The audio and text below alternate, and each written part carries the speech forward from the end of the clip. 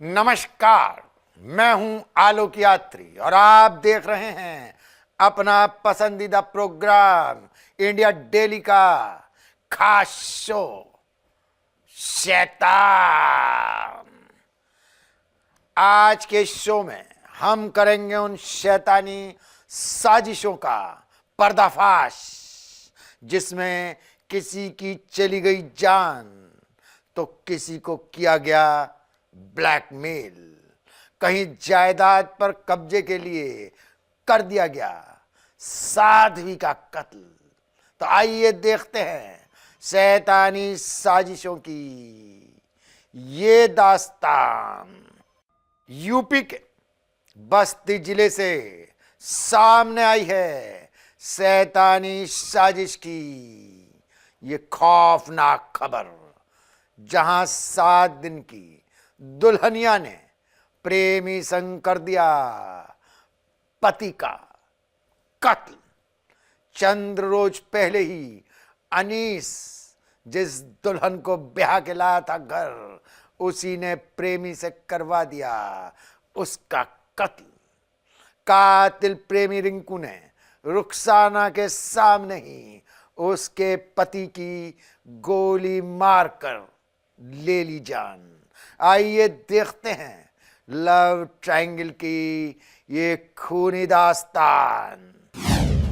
7 दिन की दुल्हन ने रच दी मौत की साजिश।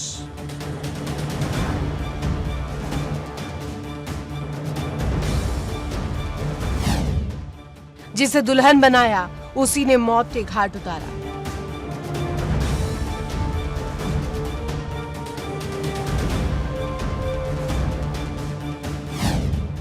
खूनी रिश्ते की ऐसी साजिश से इंसानियत हुई शर्मसार।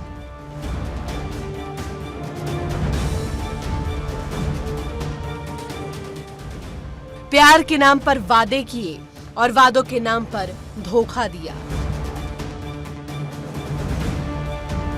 जी हां, बस्ती जिले में एक ऐसी वारदात सामने आई है जिसने हर किसी को हैरान कर दिया।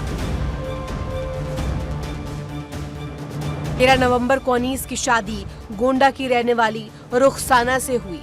घर में खुशी का माहौल था, लेकिन किसी को अंदाजा भी नहीं था कि यह खुशी कुछ ही दिनों में मातम में बदलने वाली थी। जहां सिर्फ 7 दिन पहले दुल्हन बनकर आई रुखसाना पर ही अब अपने पति की हत्या करवाने का गंभीर आरोप लगा है। पुलिस की जांच में जो खुलासा हुआ उसने पूरे इलाके को हिलाकर रख दिया। ये माँ ये 2 बहनें।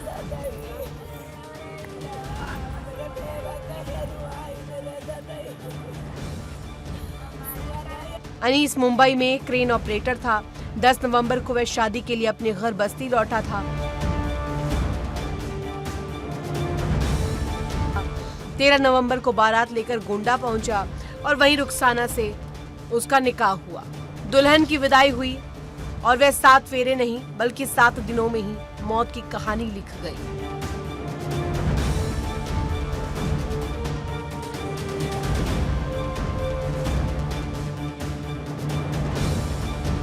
शादी के बाद जब रुखसाना मायके गई तभी उसने अपने पुराने प्रेमी रिंकू से मुलाकात की।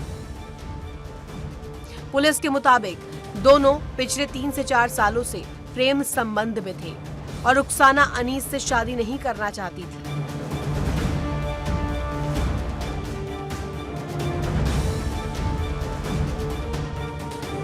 दस नवंबर अनीस मुंबई से आया। 13 नवंबर शादी। 17 से 18 नवंबर रुखसाना मायके गई। 19 नवंबर हत्या की साजिश। 20 नवंबर गोलीकांड। 21 नवंबर अनीस की मौत। 22 नवंबर पुलिस खुलासा, गिरफ्तारियां। घटना वाले दिन रिंकू और उसका साथी शिव दोनों बस्ती पहुंचे। पुलिस के मुताबिक दोनों सीधे अनीस के घर पहुंचे। रिंकू ने रास्ता पूछने के बहाने अनीस को बाहर बुलाया। जैसे ही वह बाहर आया तभी गोली चला दी गई। घायल अनीस को तुरंत अयोध्या जिला अस्पताल ले जाया गया, लेकिन इलाज के दौरान उसकी मौत हो गई। गोली की आवाज सुनी बाहर निकलकर देखा तो अनीस खून से लथपथ था। कोई सोच भी नहीं सकता था कि ऐसा हो जाएगा।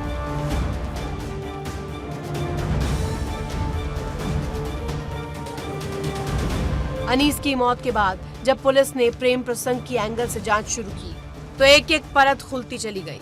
मोबाइल, लोकेशन, कॉल रिकॉर्ड और रुखसाना की मोबाइल से मिली जानकारियों ने साजिश की तस्वीर साफ कर दी। पुलिस ने सर्विलांस टीम और फॉरेंसिक की मदद से मामले का खुलासा किया। रिंकू, उसका साथी शिव और रुखसाना तीनों को गिरफ्तार कर लिया गया। पुलिस के मुताबिक रुखसाना ने ही अपने प्रेमी को बुलाया और प्लानिंग की थी कि पति को खत्म करने के बाद वह रिंकू के साथ रह सके। पुलिस टीम ने तुरंत कार्रवाई कर 3 आरोपियों को गिरफ्तार किया। जांच में सामने आया है कि रुखसाना और रिंकू के बीच लंबे समय से प्रेम प्रसंग था और उसी के चलते पति की हत्या की साजिश रची गई। एक सूचना हम लोग को थाना परशुरामपुर क्षेत्र में मिली थी, जिसमें कि एक व्यक्ति जो है वो घायल अवस्था में अपने घर से थोड़ी दूर पे पड़ा हुआ है। उसको अस्पताल ले जाया गया।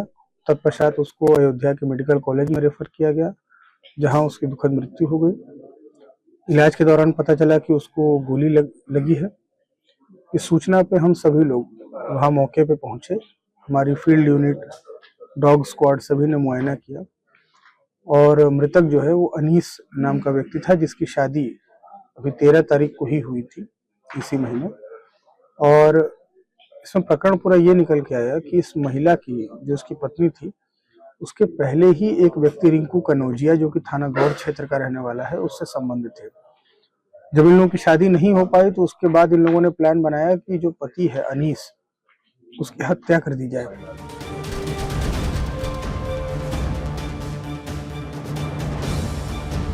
हालांकि रुखसाना ने पुलिस के इन आरोपों को पूरी तरह से नकार दिया है। उसका कहना है कि उसका इस घटना से कोई लेना देना नहीं है और उसे फंसाया जा रहा है। अब सत्य क्या है, ये अदालत में ही तय होगा।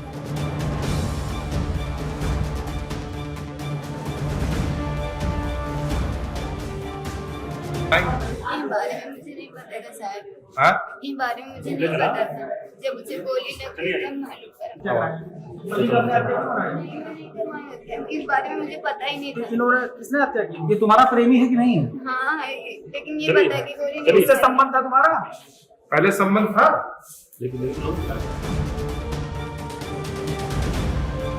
7 दिन की दुल्हन,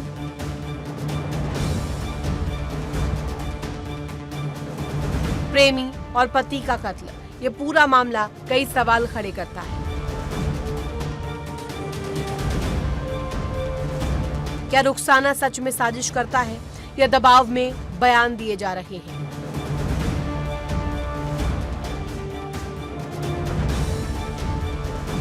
ब्यूरो रिपोर्ट, इंडिया डे।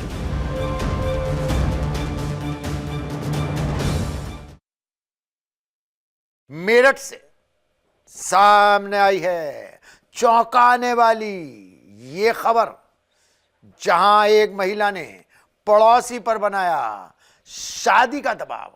इनकार करने पर रची शैतानी साजिश।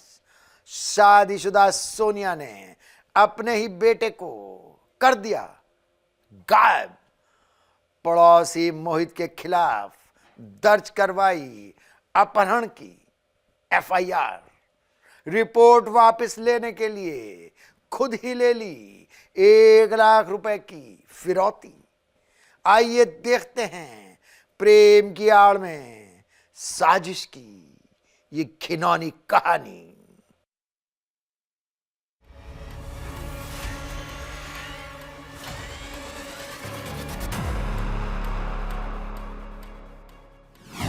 मेरठ में मां की साजिश से उठा पर्दा।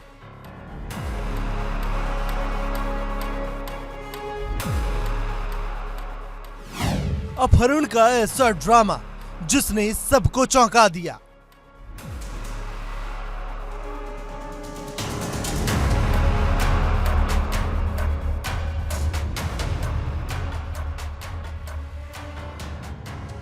मेरठ जिले के सरधना में एक मां का झूठ, एक मां का लालच और एक मां की साजिश ने पूरे पुलिस प्रशासन को भी हैरानी में डाल दिया।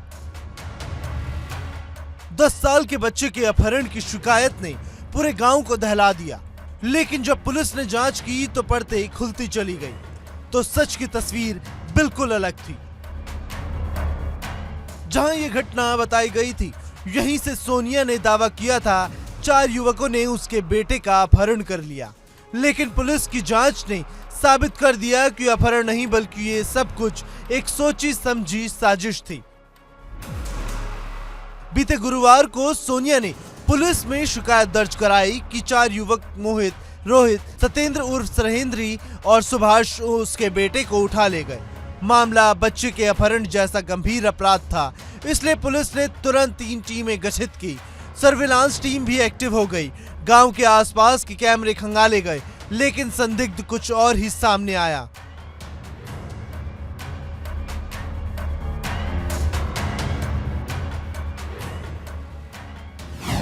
घर के सीसीटीवी घटना से पहले बंद दिखे, मोबाइल पर संदिग्ध नंबरों के संपर्क दिखाई दिए। बच्चे की लोकेशन नोएडा में थी। महिला की पिछली शिकायतें संदिग्ध मिली। सर्विलांस में पता चला कि जिस समय सोनिया अपहरण का आरोप लगा रही थी, उसका बेटा गांव में था ही नहीं। उसकी लोकेशन नोएडा मिली।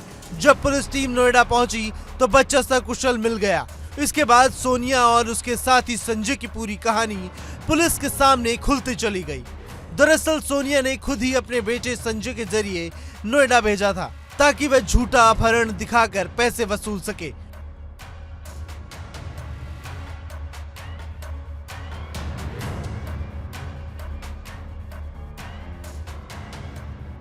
पुलिस ने बच्चे को सुरक्षित बरामद कर लिया, लेकिन असली कहानी तब सामने आई जब सोनिया से एक कड़ी पूछताछ हुई और उसने झूठी कहानी रचने की बात कबूल कर ली।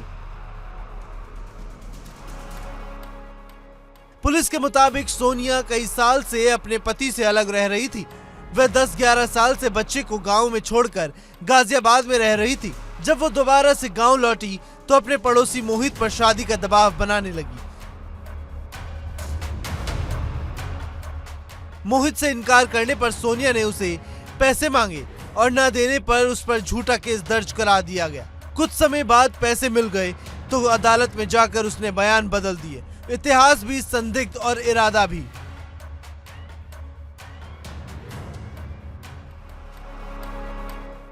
स्थानीय लोगों का कहना है कि ये बार बार झगड़ा करती थी, मोहित को परेशान करती थी, कई बार धमकियां भी देती थी। हालांकि पुलिस ने इस मामले में सोनिया और उसके सहयोगी संजय को गिरफ्तार कर लिया है। उन पर झूठा मुकदमा दर्ज करने, षड्यंत्र रचने और बेवजह लोगों को फंसाने के गंभीर आरोप लगे हैं। पुलिस ने 4 निर्दोष युवकों का नाम भी पूरी तरह से साफ किया है, जिन्हें सोनिया ने बिना वजह फंसाने की कोशिश की थी।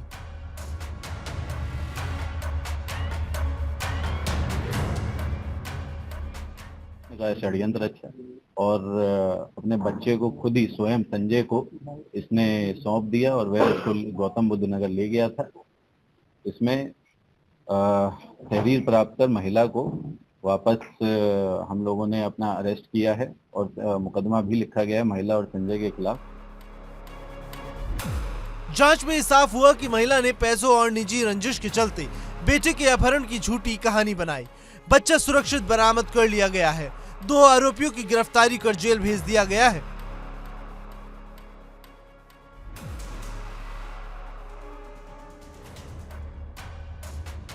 मेरठ का ये मामला सिर्फ एक झूठी कहानी नहीं, ये लालच और मनगढ़ंत आरोपों का एक ऐसा खेल है जिसने न सिर्फ पुलिस संसाधनों को बर्बाद किया बल्कि 4 निर्दोष युवकों की जिंदगी पर भी दांव लगा दिया। अब पुलिस इस साजिश में शामिल सभी कड़ियों को जांच रही है। Bureau report, India daily.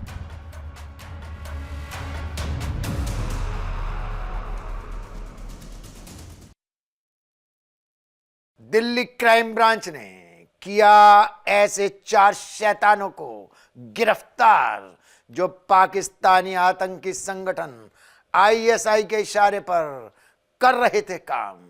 इनके मंसूबे थे बेहद खतरनाक इस इंटरनेशनल हथियार तस्कर गिरोह से बरामद किए गए हैं भारी मात्रा में हथियार।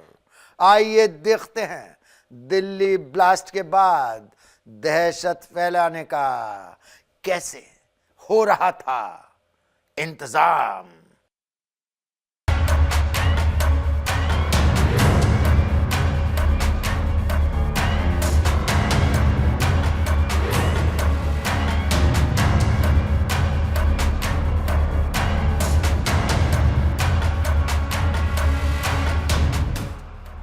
राजधानी दिल्ली और एक खतरनाक खुलासा। क्राइम ब्रांच की टीम ने एक ऐसे हथियार तस्करी गिरोह को पकड़ा है जिसके तार सीधे पाकिस्तान तक जुड़े हुए हैं। ड्रोन का इस्तेमाल, इंटरनेशनल नेटवर्क और टारगेट दिल्ली का गैंगस्टर वर्ल्ड।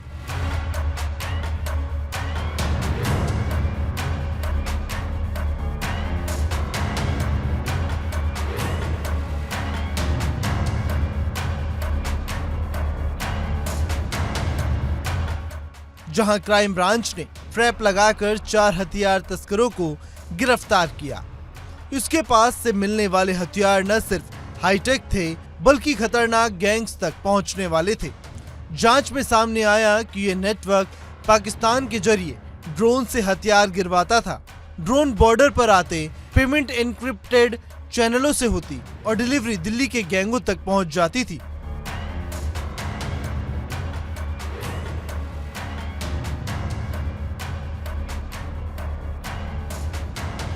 वेपन वहाँ से ड्रोन के जरिए अक्रॉस द बॉर्डर ड्रॉप किए जाते हैं। 2 ड्रोन साइमल्टेनियस साथ चलते हैं। पहला ड्रोन है उसमें कैमरे से वो फुटेज कैप्चर करता है और वो कन्वे करता है, लोकेशन सैनिटाइज हो जाती है। तो दूसरा ड्रोन उसके साथ में रहता है और वो एक सैनिटाइज लोकेशन पर इन वेपन्स को खेप को ड्रॉप करता है। वेपन्स जो है वो कार्बन की पॉलीथीन में, कार्बन के कवर में लिपटे हुए होते हैं जो किसी तरीके की स्क्रूटनी को इवेड कर देता है। ये ड्रोन्स लो फ्लाइंग रहते हैं जो अदरवाइज भी रडार में कैप्चर नहीं हो पाते हैं, तो उसकी वजह से ये पेनिट्रेशन हो पा रहा है उधर से। जो हथियार बरामद हुए वे तुर्की और चीन में बने थे। इनकी रेंज, फायर पावर और बिल्ड क्वालिटी देखकर साफ है ये कोई छोटा लोकल ऑपरेशन नहीं बल्कि हाई फंडेड ऑर्गेनाइज्ड अंतरराष्ट्रीय तस्करी रैकेट था। 10 हाईटेक पिस्टल, 92 जिंदा कारतूस, विदेशी निर्मित हथियार, ISI लिंक्ड नेटवर्क, गैंगस्टरों तक सप्लाई। पुलिस के मुताबिक ये हथियार दिल्ली NCR के कुख्यात गैंगस्टर्स तक पहुंचने वाले थे। लॉरेंस बिश्नोई, गोगी और बम्भिया मॉड्यूल को सप्लाई होने वाले थे। ये वही गैंग्स हैं जो हाल के सालों में कई गैंगवार, शूट आउट और वसूली मामलों में शामिल रहे हैं। रोहन का शायद आप लोगों को ज़्यादातर को मालूम भी होगा, ये जितेंद्र गोगी गैंग का ये एसोसिएट रहा है, जितेंद्र का एक्टिव एसोसिएट रहा है ये। और ये संजीव जीवा जो गैंग है पंजाब में जो एक्टिव है उसके लिए भी इसने काफ़ी काम किया है।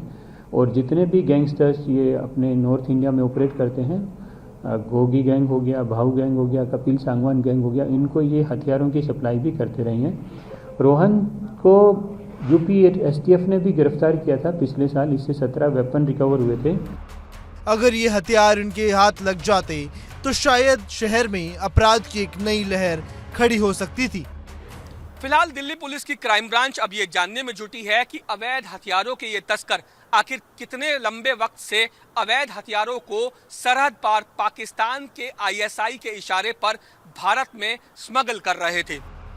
पुलिस का कहना है कि हमने 4 तस्करों को गिरफ्तार किया है। इनके पास से विदेशी हथियार मिले हैं। ये एक इंटरनेशनल मॉड्यूल था जिसका लिंक ISI से जुड़ा हुआ दिख रहा है। जांच जारी है। ISI वाला जो जैसे मैंने बताया सोनू खत्री गैंग है जो, उसका एक ऑपरेटिव है, एक्टिव ऑपरेटिव, जो US में बेस्ड है अभी, जिसकी अभी तक की सूचना के आधार पर जसप्रीत जस्सा एक नाम का आदमी है जो +1 नंबर से यहाँ के जो ऑपरेटिव्स हैं, इंडिया में जो उनके ऑपरेटिव्स हैं उनके संपर्क में है। जसप्रीत जस्सा एक आदमी है जिसका पाकिस्तान बेस्ड जो ये सप्लाई करता है, वेपन सप्लाई करता है, वहाँ उसके कॉन्टैक्ट स्थापित हुए बताए गए हैं। वो तफ्तीश में बात आई है सामने, वो इन्होंने कबूली भी है, वो पहले भी वो एक स्थापित तथ्य है, उसको उसके बारे में बहुत सारी इन्वेस्टिगेटिंग एजेंसी ने पहले भी ये बात पुख्ता की है। जसप्रीत जैसा इसमें मेन ऑपरेटिव है जो इसको पूरा मैनेज कर रहा है, जो पाकिस्तान बेस्ड हैंडलर। बरामद किए गए हथियारों की गुणवत्ता देखकर पुलिस भी हैरान रह गई कि साफ है कि इतने आधुनिक हथियार सिर्फ लोकल गैंग नहीं बल्कि बड़े फंडिंग नेटवर्क की मदद से ही भारत में लाए जा सकते हैं। दिल्ली पुलिस की क्राइम ब्रांच ये भी जानने में जुटी है कि लॉरेंस बिश्नोई और बम्बिहा गैंग के अलावा इन लोगों ने अभी तक कितने और कौन कौन से दूसरे गैंगस्टर्स को कितनी बार अवैध और सोफिस्टिकेटेड हथियारों को मुहैया करवाया है। साथ ही दिल्ली पुलिस की क्राइम ब्रांच अब ये भी जानने में जुटी है कि ये लोग आखिर कैसे और किसके जरिए पाकिस्तान की खुफिया एजेंसी ISI के संपर्क में आए थे। अब दिल्ली पुलिस इस पूरे नेटवर्क की जड़ तक पहुंचने में जुट गई है। कौन फंड कर रहा था, कौन रिसीव कर रहा था और गैंगस्टर तक हथियार पहुंचाने का असली चैनल क्या था।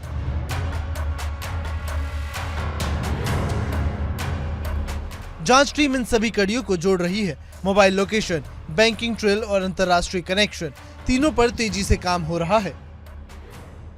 Bureau report, India daily. हमारे शो में आज बस इतना ही। अगली मुलाकात तक आप रहिए सावधान, क्योंकि आसपास कहीं भी हो सकता है शैतान।